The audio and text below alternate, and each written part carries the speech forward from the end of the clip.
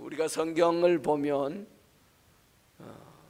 창세기, 출애굽기, 레위기, 민수기, 신명기 5가지 모세 오경이라고 그러고 여호수아, 사사롭기, 사무엘상하, 열왕기상하, 역대상하, 에스라, 느헤미야, 에스더 보면은 그 이제 역사서라고 그러고 욥, 시편, 잠언, 아가서 이런 부분을 시가서라고 그러고 그 외에 이제 이사야로부터 말라기까지를 그 예언서라고 합니다. 예언서.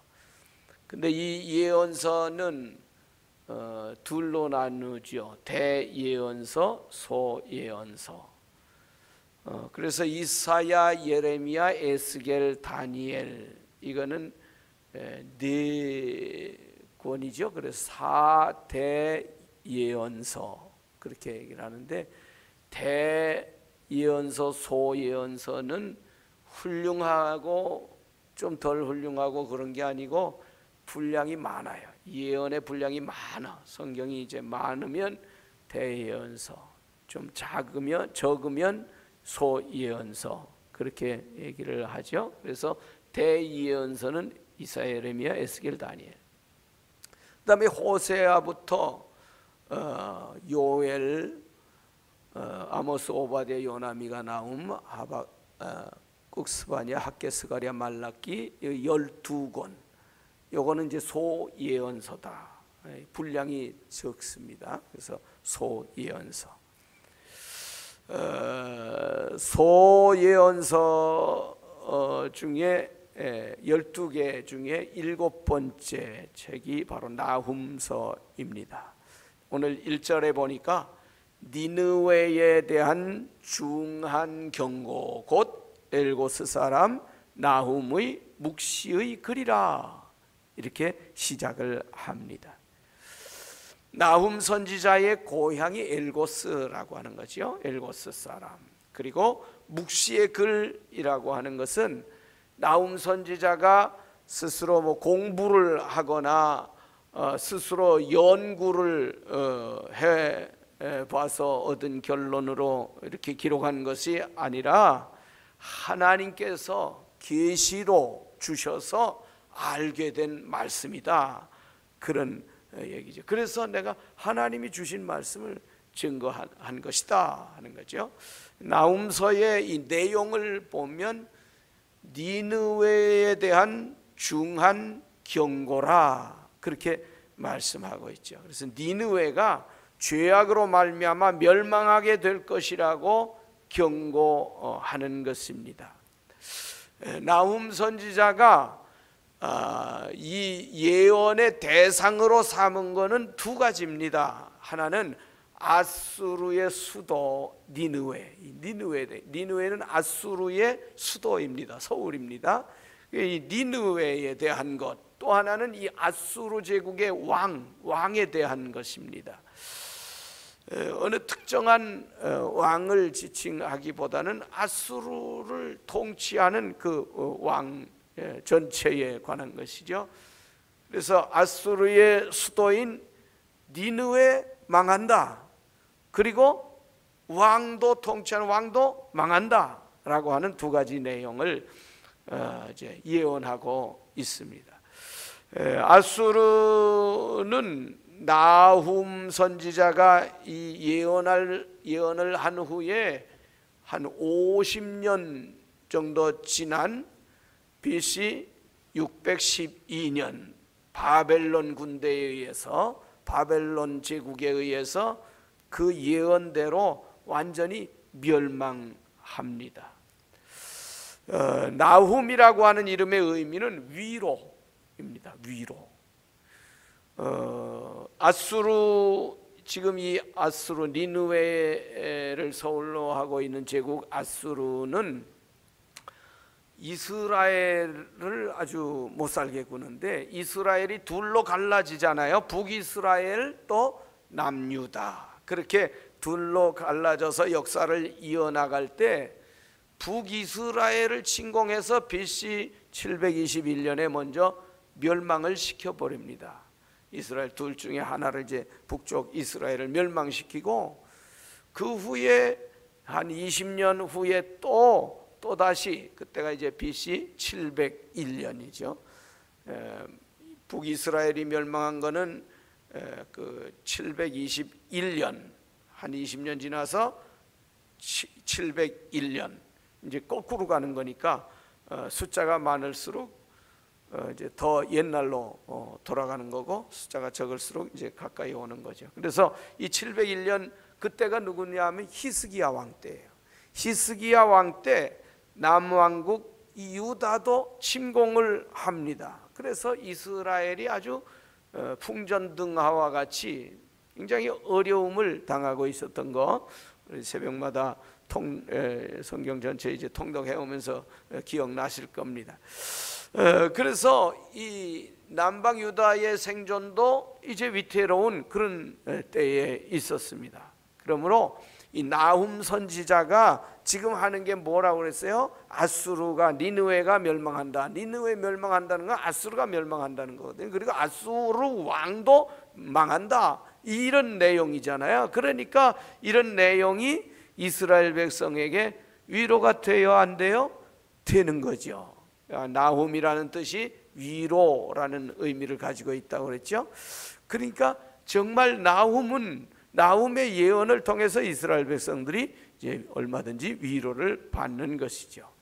그래서 이사야 선지자와 또 미가 선지자, 이런 선지자들은 이스라엘의 그 우시야, 요담, 아하스, 히스기야, 이런 왕 때에 이제 예언을 했고, 그들의 예언이 끝나자 하나님께서 이 나훔이라고 하는 사람을, 나훔 선지자를 일으켜서 히스기야 왕, 므낫세, 암몬 왕, 요시야 왕 시대에 계속해서 예언을 하도록 한 것입니다. 그 뒤를 이어서. 그래서 하나님께서는 모든 시대에 그 시대마다 필요한 하나님의 사람들을 세우신다는 거죠.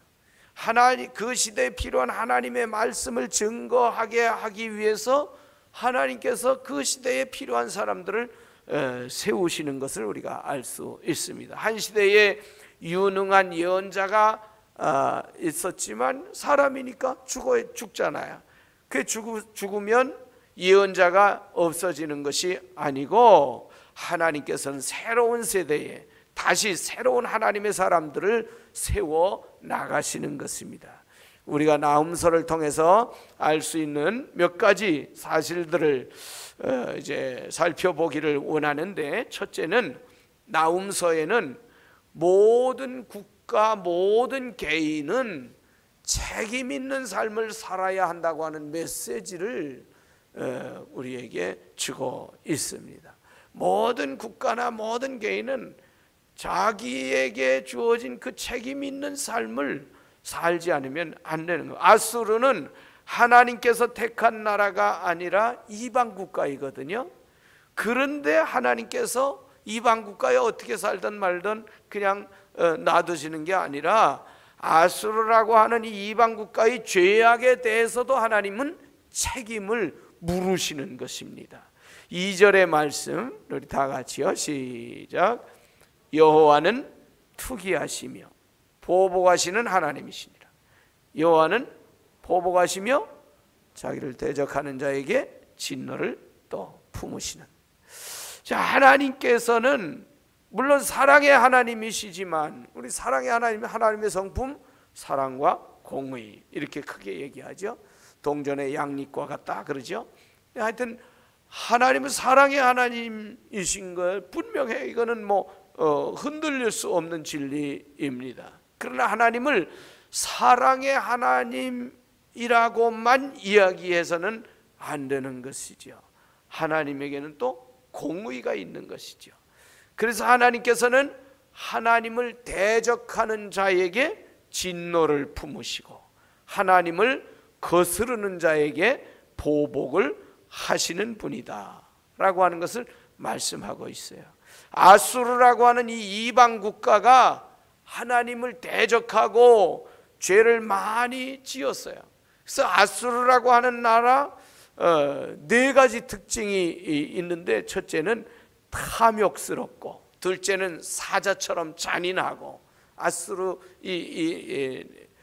나훔서에 다 나오는 이야기입니다. 사자처럼 잔인하고, 셋째는 간사한 거짓과 술책으로 나라들을 속이고, 나라들과 맺은 조약을 막 마음대로 깨뜨려 버리고 어기고, 넷째는 귀신을 숭배하도록, 사탄을 숭배하도록, 우상을 숭배하도록 현혹합니다. 마술로 백성을 미혹하고 귀신을 숭배하도록 합니다. 이런 네 가지 죄악들, 아주 극명한 많은 죄악이 있지만 대체로 우리가 구별을 해보면 그런 죄악들이 있었다는 거죠. 그래서 하나님께서는 이런 아수르의 죄악에 대해서 책임을 묻고 계시는 것입니다. 하지만 하나님께서는 진노하시되 속히 진노하시지는 않으십니다.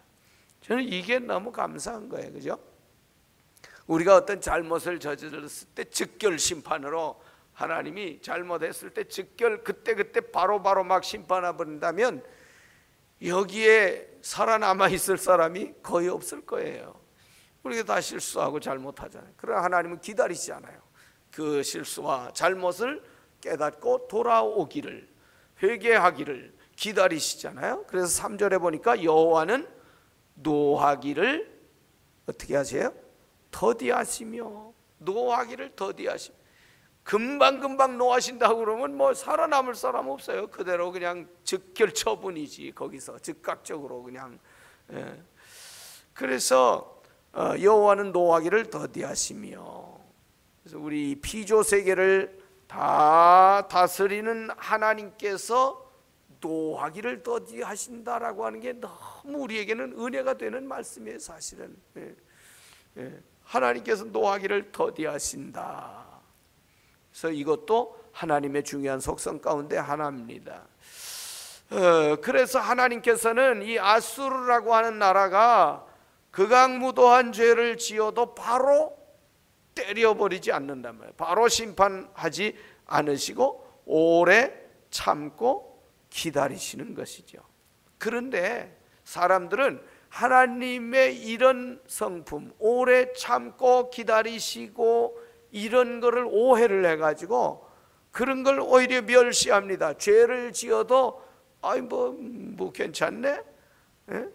만약 하나님 계신다면 하나님이 죄를 지어도 그냥 두시는 거 보니까 뭐 괜찮은가 봐, 이런 오해, 혹은 하나님이 안 계신 거 아니야, 이런 오해, 그리고 하나님이 계셔도 징벌할 능력이 없는 게 아니야, 이렇게 오해를 하게 된다는 것이죠. 그래서 하나님을 멸시하게 되는 것이죠. 그러나 하나님께서는 어느 나라든지 죄악이 관영하고 한계에 도달하게 되면 반드시 하나님은 심판을 내리시는 것이죠. 그래서 북한처럼 김일성, 김정일, 김정은까지 3대에 걸쳐서 독재를 하면서 백성을 막 굶겨 죽이고 핵무기로 세계를 위협하고 국가를 상대로 거짓을 행하고 나쁜 못된 짓들을 하고, 그 자기 종족 누구죠? 그 김정철인가 누군가 그렇게 막 죽이고 그렇게 하지만, 그리고 하나님께서 오래 참으시지만, 그러나 이것도 어느 한계에 달하게 되면 하나님은 분명 반드시 심판을 내리시고야 말 것입니다. 언제 어떻게 하나님께서 거기에 개입하실지 우리가 그걸 그 시기와 기한에 대해서는 알지 못하지만 반드시 하나님께서는 심판하시고야 마실 것입니다. 아수르라고 하는 나라도 하나님께서 오랫동안 참으셨어요. 요나 시대 잘 아시죠? 니느웨 그러면 요나 하잖아요. 근데 이거는 이제 그보다 한 100년 지난 때의 일이에요. 그러니까 100년 전쯤 요나 시대에 니느웨가 회개를 했잖아요.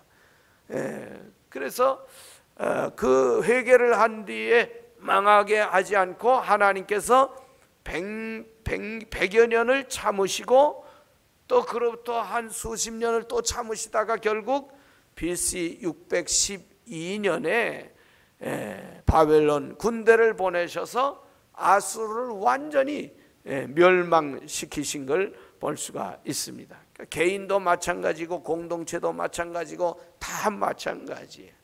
그래서 그런 모든 이제 국가나 어떤 공동체나 개인이나 자기의 삶에 대해서 책임을 져야 된다. 반드시 대가가 따르고 하나님 오래 기다리기도 하고 노하기를 더디하시기는 하지만 그러나 그래도 돌아오지 않을 때는 그것은 반드시 하나님의 징계가 있고 채찍이 있고 하나님이 반드시 갚아주신다라고 하는 메시지입니다. 두 번째는 나훔서는 하나님은 당신의 백성들을 위로하시고 기도로 응답해 주신다라고 하는 메시지가 나훔서에는 들어 있습니다. 7절의 말씀 보니까 여호와는 선하시며 환난 날에 산성이 되시고 자기에게 의뢰하는 자들을 아신다, 그렇게 말씀하고 있습니다. 악인에게는 심판이 오지만 하나님을 의지하고 하나님을 신뢰하고 하나님을 따르는 자들에게는 하나님의 돌보심이 있고 하나님의 위로하심이 있다는 것이죠. 나훔서 1장 11절 이하의 이야기가 이제 보면은 아수르 왕 사네립 히스기야 그 이야기를 하고 있는 거예요. 아수르 왕 사네립이 침공했을 때에 그 되어진 일에 대해서 이제 11절 이하에는 기록되어 있어. 사네립이라고 하는 사람은 아수르의 군대 장관이죠. BC 701년에 군대를 이끌고 이 남방 유다를 침공을 해 와서 군대 장관 그 랍사게를 보내가지고 사네립이 왕이고 랍사게를 군대 장관인데 그 장관을 보내가지고 그래서 히스기야 왕과 예루살렘 거민들을 조롱하고, 그 기억하시죠? 편지를 써가지고 그래서 여호와가 자기들의 손에서 아수르 손에서 여호와가 너희를 구원해 낼 수 있을 줄 아냐? 빨리 항복해. 헛된 망상 가지지 말고 빨리 항복해. 그러면서 조롱했던 그런. 그러자 히스기야 왕과 이사야가 그 편지를 놓고 기도하고, 히스기야 왕 성전에 들어가 가지고 편지를 펴놓고 여호와여 보시옵소서 이렇게 조롱합니다 하면서 눈물로 기도했지 않습니까? 그때 하나님 앞에 기도할 때 하나님께서 너희를 구원해 주실 거다라고 하는 응답을 받습니다. 그리고 그 다음 날 보니까 어떻게 됐어요? 여호와의 사자가 아수르 군대 18만 5천 명을 한밤중에 그냥 다 죽여버렸던, 그래서 아무도 살아남은 군사가 없는 그런 역사를 우리는 익히 알고 있습니다. 하나님께서 심판하실 때는 천군 천사 가운데 한 천군만, 한 천사만 보내도 뭐 이 땅의 사람 몇십만 백만 죽이는 거는 그 일도 아닐 거 아니에요. 하나님의 능력으로 하는 거니까. 그래서 아수르 군대 18만 5천 명이 다 죽고 사네립은 자기 고국으로 돌아가는데 자기 아들들이 사네립을 그만 죽이고 결국 그는 망하게 되죠. 히스기야 왕의 기도를 하나님께서 들어주신 것입니다. 그래서 이 사건이 얼마나 중요한지 열왕기하 18장 19장, 이사야 10장 36장 37장, 역대하 32장, 미가서 이런 부분에 다 이런 일들이 기록이 되어 있습니다. 그러므로 나훔서의 메시지는 하나님께서는 당신을 의뢰하는 사람들의 기도에 응답해 주신다는 것이죠. 이 시대가 아무리 악하고 하나님을 대적하는 세력들이 아무리 강성하고 횡행하고 그런다 할지라도 우리 성도들에게는 기도가 정답이다. 다 같이 기도가 정답이다. 그것을 우리에게 말씀해 주는 거예요. 그래서 우리는 어느 때든지 기도 밖에는, 기도 외에는 이런 종류가 나갈 수 없느니라. 예수님께서도 그렇게 말씀하셨고, 우리가 늘 좋아하는 말들이 항상 외우고 그냥 기억하고 그렇게 긍정하고 하는 말들, 다 기도는 만사를 변화시킨다, 그런 말 아니에요? 그게 다 성경에서 나온 거잖아요. 그러니까 우리가 늘 기도가 답이다라고 하는 그런 그 인식을 다시 한번 붙잡을 수밖에 없는 것입니다.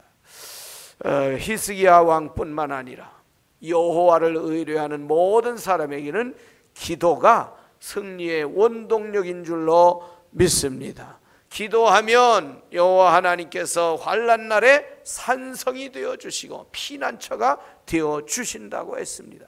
아무리 어려운 문제가 있더라도 주님께 해답이 있습니다. 세상 어디를 다 둘러봐도 피난처는 없어요. 여호와 하나님의 날개 아래가 피난처가 되고 산성이 되는 줄로 믿으시기를 바랍니다.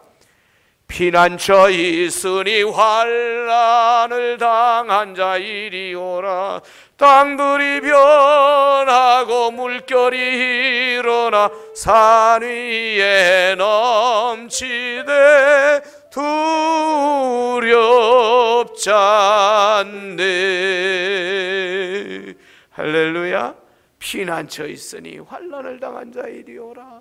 만고불변의 진리요, 주님이 우리에게 말씀해 주시고 있는 것입니다.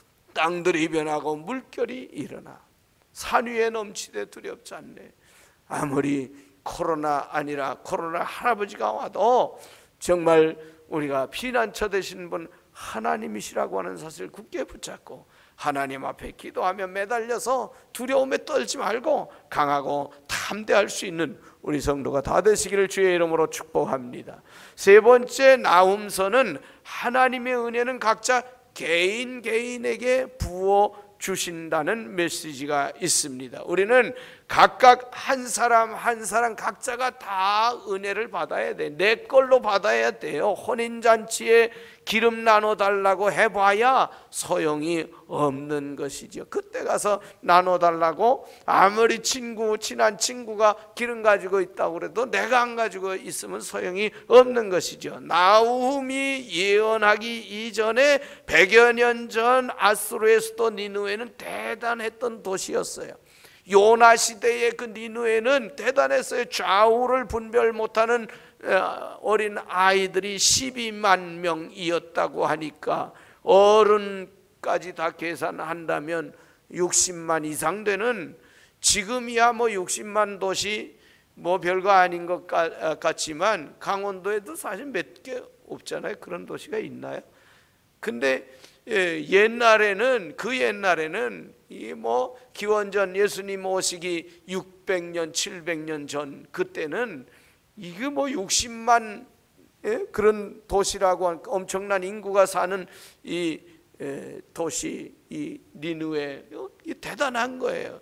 거기에 요나 선지자를 보냈죠. 3일을 걸어 다녀야 하는 큰 니느웨 성에서 요나가 40일이 지나면 하나님께서 이 성을 멸하신다라고 하는 메시지를 전하자 역사가 일어났죠. 왕으로부터 모든 그런 이제 평민에 이르기까지 베옷을 입고 금식하며 회개하고 온 백성이 그렇게 하고 심지어는 짐승과 육축까지도 다 회개하고 금식하는 것처럼 그럴 정도로 그때의 그 상황은 어마어마했던 것이죠. 그러자 하나님께서 계획을 다 돌이키십니다. 니느웨가 구원을 받은 것은 이처럼 니느웨는 위대한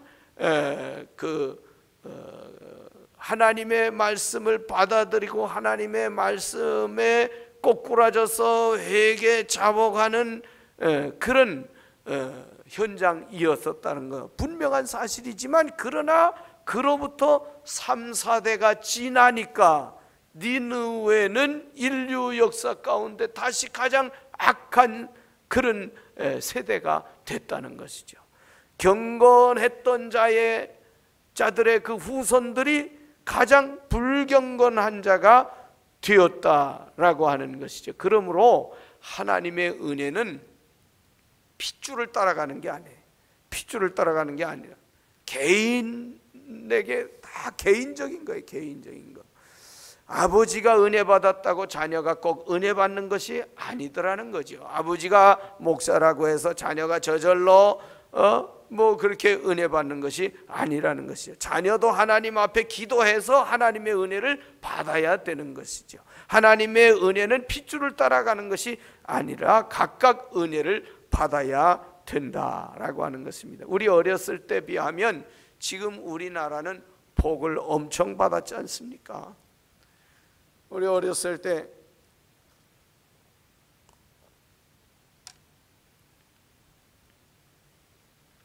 학교 다닐 때 책가방이 없었잖아요. 책가방이 없어서 어디다 책을 가지고 다녔어요?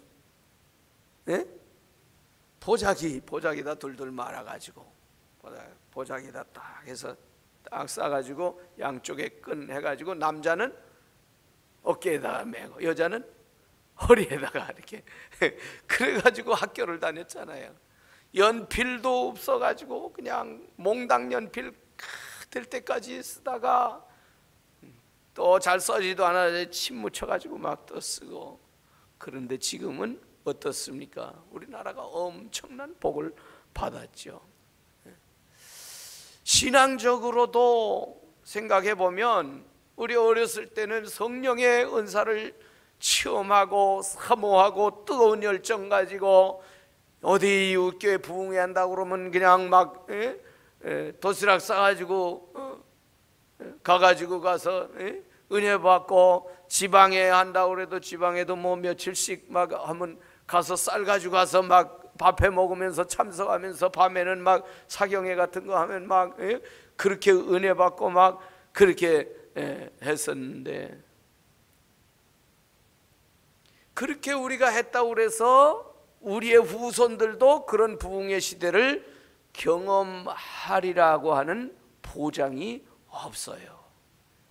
오늘날 많은 젊은이들이 하나님을 등지고 있고 하나님의 말씀을 들으려는 열망도 없고 하나님을 두려워하지도 않습니다. 많은 젊은이들의 정신이 공허해지고 있습니다. 어린아이들도 마찬가지잖아요. 교회 학교가 다 이제 뭐 죽어가요. 뭐 애들이 워낙 낳지 않기도 하고 한둘 낳기도 하고 그렇기 때문이기도 하지만, 그러나 옛날에 비하면 이게 다시 들어가고 있다. 너희 세대가 은혜 받았다고 해서 후손들도 저절로 은혜 받는 것은 아니라고 하는 사실을 우리에게 나움서는 말씀하고 있는 거예요. 그러므로 우리는 후손들을 위해서 부흥이 일어나도록 기도해야 하는 것입니다. 한 세대는 다른 세대에게 하나님께서 행하신 일들을 증거해야 된다는 메시지를 오늘 본문에서 우리는 얻게 됩니다. 정리하겠습니다. 나훔서는 우리 각자의 인생이 하나님 앞에 책임성이 있다는 것을 엄중하게 말씀하고 있습니다. 그리고 우리도 은혜 받고 우리의 후손들도 은혜 받아야 된다고, 은혜는 계속해서 흘러가야 된다고 말씀하고 있는 것이죠. 또한 우리 성도들이 어렵고 흑암이 가득한 이 세대에 의지할 것은 기도뿐이고, 기도를 통해서 여호와는 환난 날에 산성이 되신다는 것을 체험하도록 우리에게 권면해 주시고 있는 말씀입니다. 역사 속에서 얻는 교훈을 소중히 여기고 책임 있게 살아가는 저와 여러분 다 되시기를 주님의 이름으로 축원합니다.